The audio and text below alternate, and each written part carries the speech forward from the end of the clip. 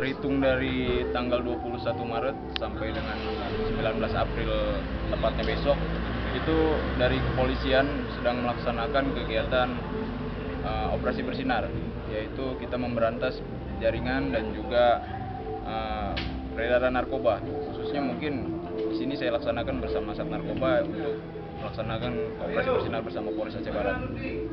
Selama operasi bersinar sudah berapa lama? Banyak ya?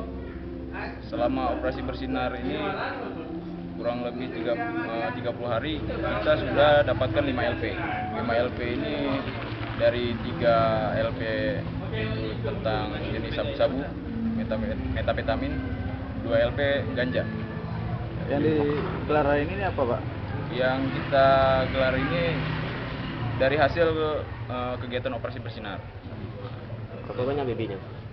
Untuk BB sabu itu 3 LP sekitar